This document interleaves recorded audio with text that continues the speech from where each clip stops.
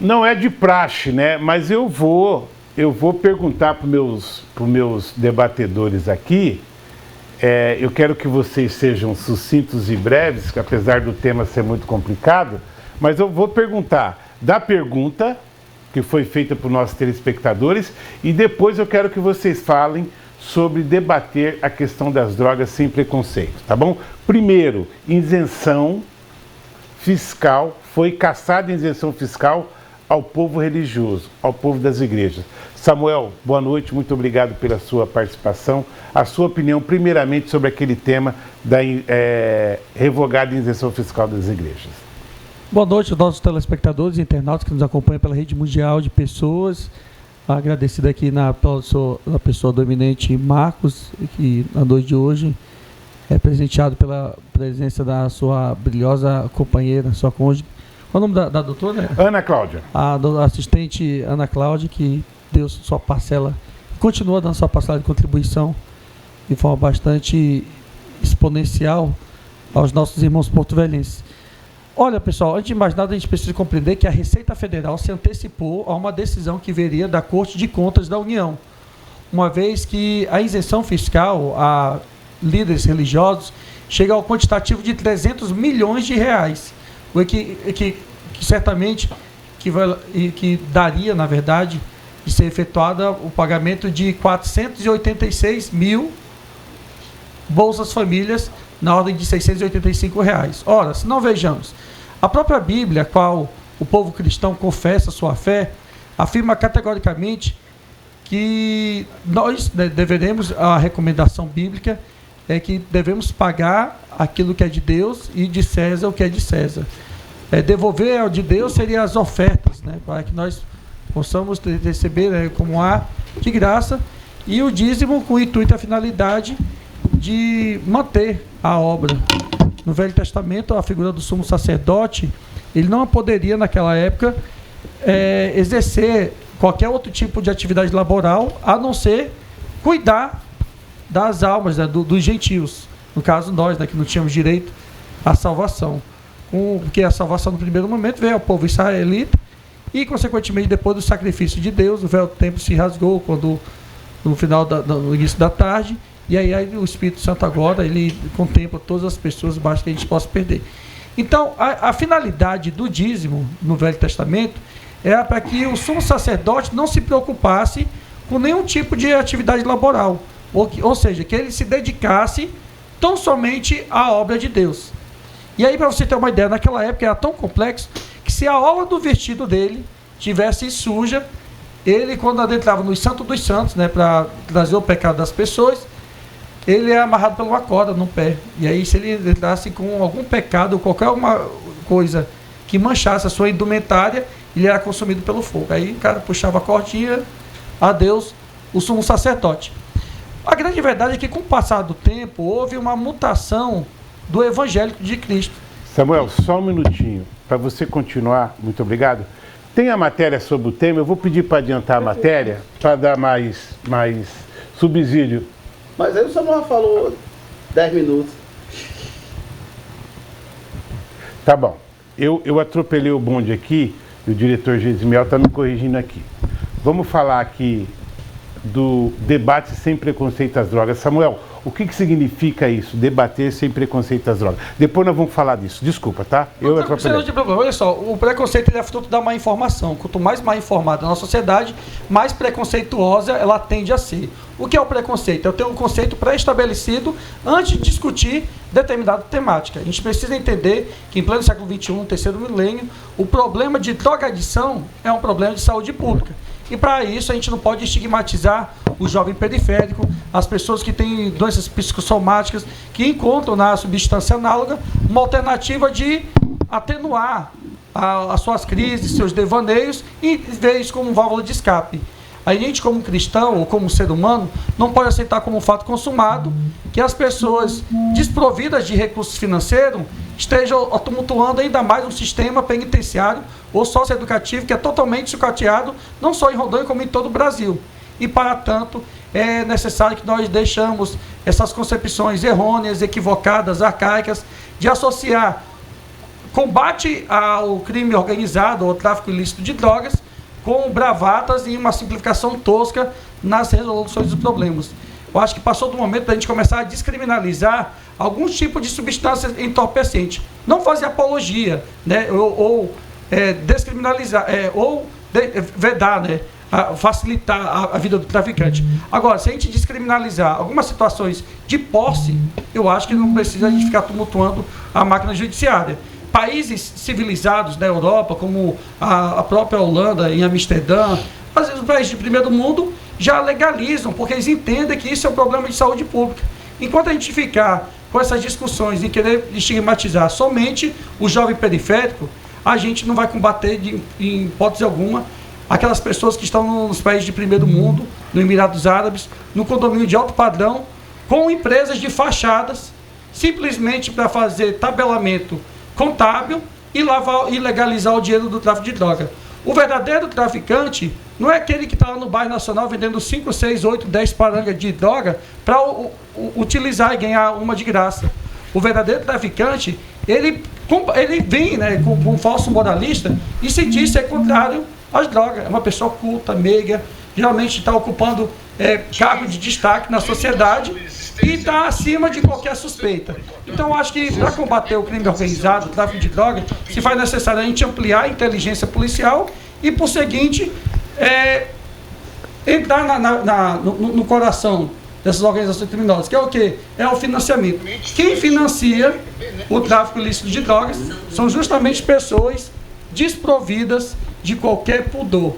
Então, ao meu sentir, nós como sociedade devemos chamar a equipe técnica, interdisciplinar, multiprofissional, os assistentes sociais, os psicólogos, psicanalistas, psiquiatras e debater com amigos cúrios, ou seja, amigo da corte, e deixar essa explicação que alguns integrantes, não são todos, da extrema-direita, tentam dizer que só a polícia do cárcere resulta em ressocialização, quando o que a gente vê é um alto índice de reincidência e o cara que entra ali como um boqueiro torna-se assaltante de banco e N coisas. O sistema prisional já está mais que claro que não funciona. Aliás, como dizia seu Barroso, meu avô, não é o ministro, né? Não é o ministro. Seu Barroso, ele que não sabia nem ler e escrever, mas era um sábio. Ele dizia o seguinte: se pancada endireitasse alguma coisa, as cadeias estavam vazias, né? Porque o que os caras apanham lá dentro é um negócio de louco, mas não resolve. Do meu lado direito aqui, que no último programa que esteve presente, sentou do lado esquerdo, ficou incomodado, esqueceu tudo o que ia falar, ficou totalmente perdido. Do meu lado direito, o meu queridíssimo Moisés Cruz. Boa noite, Moisés. Muito obrigado pela sua participação no programa News 5.1. Boa noite, meu pastor Marcão. Prazer enorme estar aqui comandado por você. Você está conduzindo esse programa muito bem, viu? Meus parabéns. E, em nome do Josinelli e do Chico Holanda, saúde os demais colegas de bancada, que hoje só tem o Samuel. E a vocês que estão em casa, eu já costumei chamar de Nação Rema, participem e mandem suas mensagens. Olha só, pessoal, telespectadores, prestem atenção numa coisa.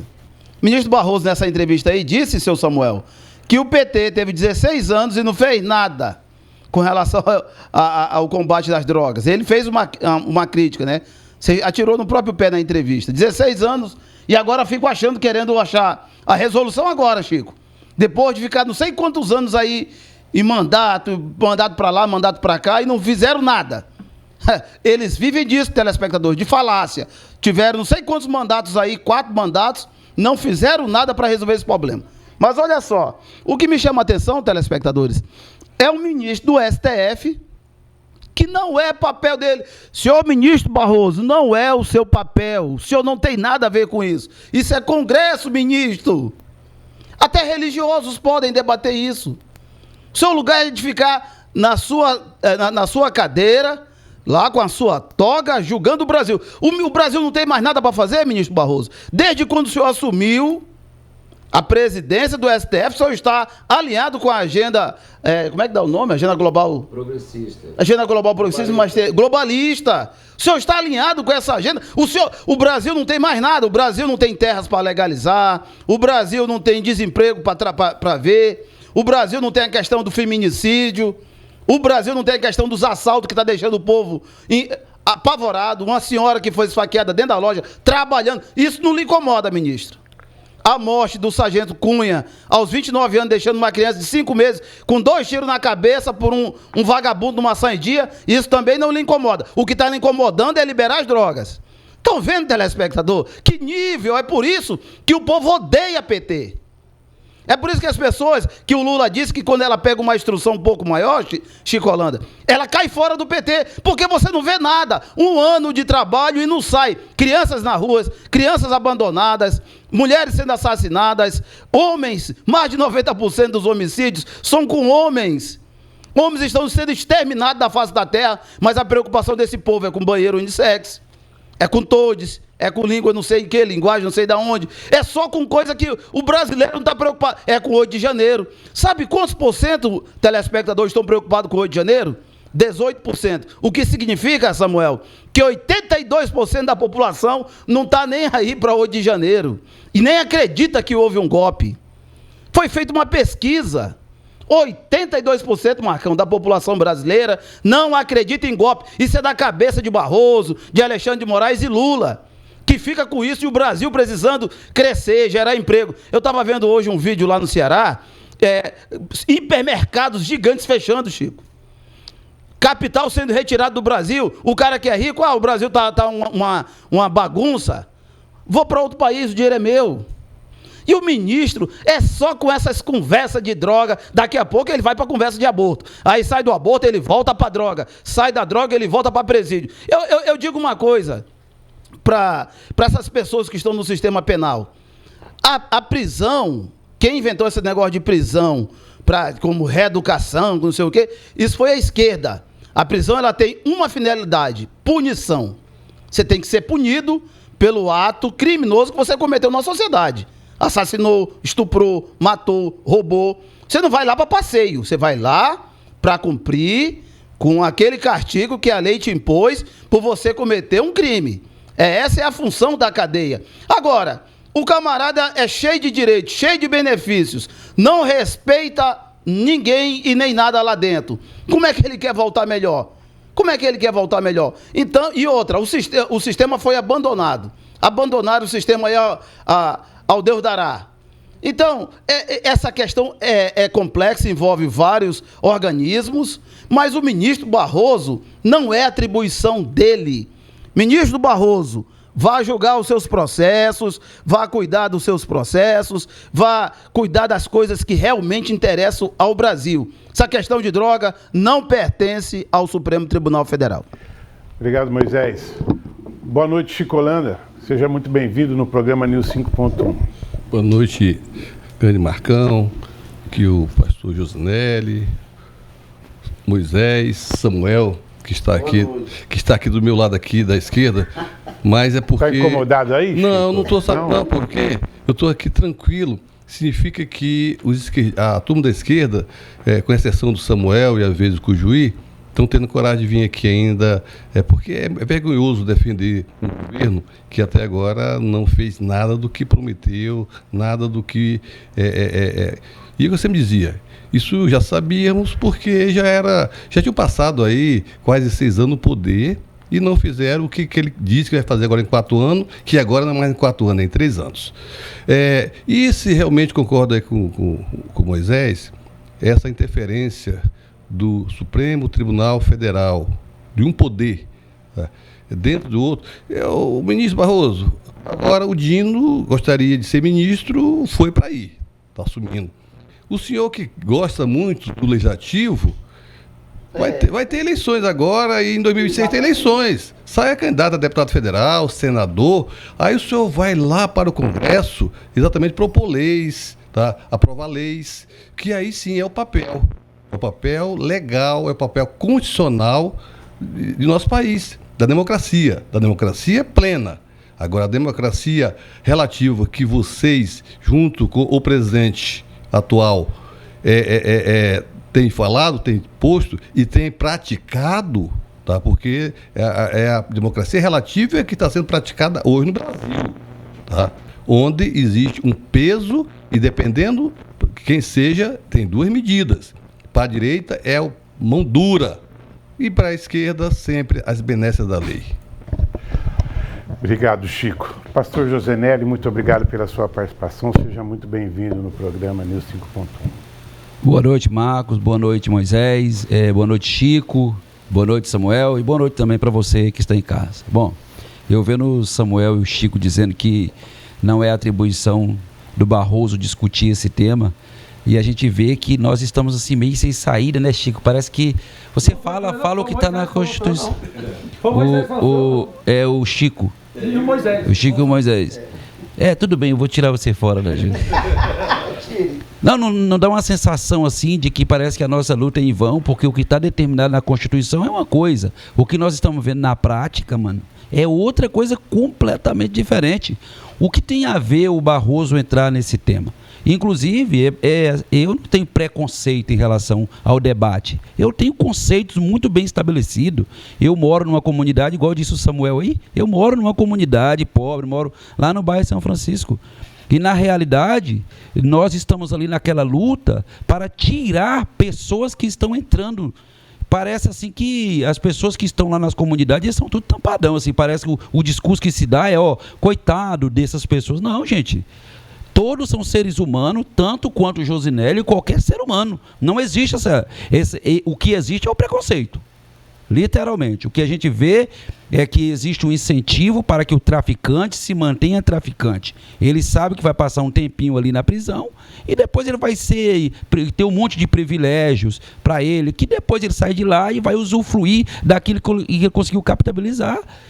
A verdade é que tem que ter leis mais duras para os traficantes. E aí o que a gente tem? O benefício da saidinha, o camarada tem progressão de pena, um monte de benefícios. O camarada, como disse o Moisés, a prisão é para punir, mas infelizmente o traficante vai preso, mas ele sabe que tem poucos dias ali, vai sair rápido, e o dinheiro que ele consegue amontoar nesse tempo é muito mais favorável ele lutar, mesmo que fique preso alguns dias, gente.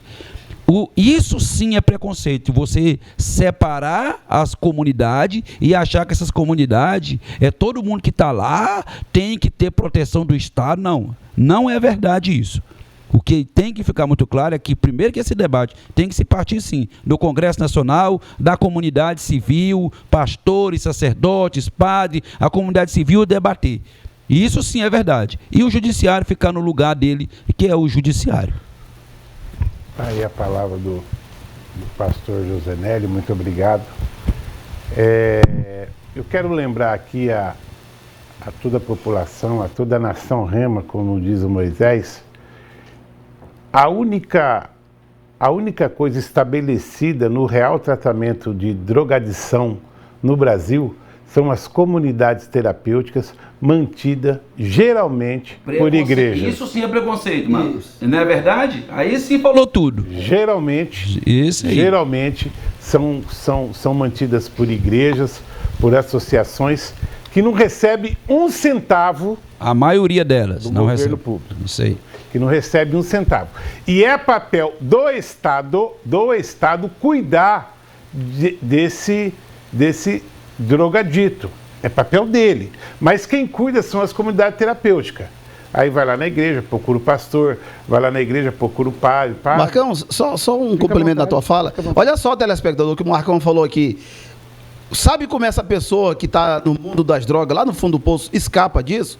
Com oração, disciplina, porque lá dentro não pode ter bagunça. É verdade. Ele se afasta da bagunça, de tudo. Ele trabalha, não, Marcão? Ele trabalha, oração, leitura da Bíblia e faz os cultos. Tudo isso a esquerda cospe, ignora. A esquerda ignora a Bíblia, se para eles não vale nada. Se eu chegar aqui no programa e disser, eu li um livro de Foucault, eu li Hegel, eu li Marx, aí eu sou o cara. Eu sou o doutor, eu sou o mestre. Agora, quando eu digo, eu li o livro de João, bicho, isso aí é cor de otário. Eu li Gênesis, isso aí você está atrasado, que Gênesis está lá no Velho Testamento.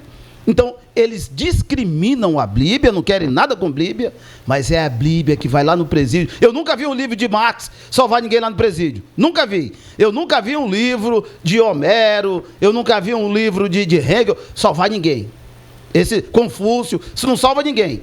Agora, quem salva as pessoas lá no presídio, como o Marcão bem disse aqui, é a palavra de Deus, é o pastor, são as orações da mãe, do pastor, dos evangelistas, que vão lá e transformam vidas. Eu conheço trabalhos em comunidade terapêutica há mais de 15 anos. Eu, por exemplo, já peguei a minha esposa e fui morar dentro de uma comunidade. Me chamaram para ser diretor de uma comunidade lá no Paraná. Eu fui morar com a minha esposa dentro de uma comunidade para cuidar de pessoas. Aqui em Rondônia, eu cito Família Roseta, um trabalho maravilhoso da Igreja Católica, o Bispo Paulo Cavalcante com a Confrontando Gigantes, a Acriar, do desembargador Renato Minestra, o João lá de Rolim de Moura, uma comunidade maravilhosa que está entre uma das melhores do norte do Brasil. E qual que é o meu trabalho? Pegar essas pessoas que estão na rua e levar. Gileade, um trabalho maravilhoso lá da Nova Aliança, tem lá do Cleubiano, que agora me falhou o nome. Eu pego essas pessoas na rua e levo para essas comunidades. E isso tem dado resultado. Mas não tem recebido muito incentivo, né?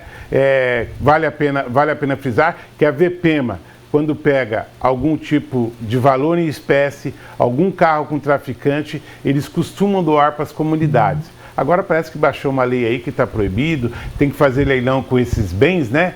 Parece que está proibido de dar para as comunidades. Eu achei falha demais, porque tinha que passar para essas comunidades para elas fazerem dinheiro para tirar esse pessoal do vício. E tem funcionado, e eu falo por experiência de causa. Eu trabalho com isso há mais de 15 anos. Samuel, por favor. Olha, assim, a única coisa que eu tenho, a ressalva que eu tenho é na fala do Moisés, que é um pouco contraditória. Ele fala que o cárcere é lugar para a pessoa pagar pena e coisa. Depois, na parte B, ele fala que as igrejas prestam um excelente serviço à sociedade e tal, e bacana. A gente precisa, ou a gente é constitucionalista de verdade, ou a gente é constitucionalista de ocasião. Quando ele acha conveniente, né, associar o segmento evangélico com a Constituição, ele coloca a Constituição abaixo das axilas dele. Quando é com outra religião, ele, né, afasta aí. Primeiro, o Brasil é um Estado laico. Vamos supor, a CUDA, hoje eu estive lá pela manhã, a fortalecimento de vínculo, técnica de yoga, respiração e tal. Cada pessoa cada indivíduo vai escolher para si, por livre, espontânea vontade, participar ou não das manifestações da divindade, do culto, ser agnóstico, ser ateu, ser evangélico, ser espírita, ser kardecista, ser da Umbanda, ser espírita, ser católico, não confessar nenhuma fé. Agora, que a gente não pode vir aqui, Moisés, é com fundamentalismo religioso. Eu nasci na... então eu sou fundamentalista, Samuel, porque eu disse que o livro do Confúcio... Telespectador, manda mensagem aqui e diga se um livro de Confúcio já libertou alguém, algum irmão seu. Moisés, deixa ele concluir que eu te dou uma parte, tá? Pode ser? O fundamentalismo religioso Conclui, por favor. É quando a gente coloca as demais religiões. Nós estamos no Estado laico. As igrejas evangélicas, Refúgio de Canaã, e todos esses aqui que o Marcos citou, prestam excelente serviço? Prestam. Eu sou testemunha que na semana passada levei um amigo meu que tem problema de drogadição desde os 16 anos, na Confrontando Gigantes, que fica na BR 364, 319, sentido Maitá, dobra ali no quilômetro 13, anda mais 28 quilômetros, sai de lá às 7h20 da noite, chega aqui em cima da hora para participar do programa. E eu tenho um trabalho sério. E lá nessa Confrontando Gigante do Bispo Paulo Cavalcante, com poucos recursos ele tirar do bolso dele, do marco de quem ajuda de verdade, eu não consegui ficar, pessoal, 15 minutos na sala lá que eu fui levar o meu amigo. Cheio de carapanã e tal. Então, assim, eu acho que esse negócio da VPEMA aí, do Dr. Bruno, do Dr. Sérgio William, tem que ter um olhar um pouco mais humano para a gente humanizar a situação. Agora, Moisés, todo indivíduo, o Brasil é signatário de tratados internacionais. E a gente defende direitos humanos. Toda pessoa, independentemente do crime que ela cometeu, ela tem que ter a oportunidade de ser reinserida no mercado de trabalho, ser reinserido à sociedade. Agora, não se pode ressocializar quem nunca foi sociável. Tem pessoas que têm problema de sociopatia, psicopatia, mas vamos lá. No presídio Urso Branco, nesse exato momento que é o presídio de entrada aqui em Porto Velho, mais de 500 apenados. Vou errar por 30 a mais ou 30 a menos. Quantos psicólogos, equipe multidisciplinar nós temos agora para atender e fazer a triagem para saber quem tem um perfil profissional gráfico? Se é sociopata, psicopata, sádico, moderado ou é um camarada que caiu de laranjada.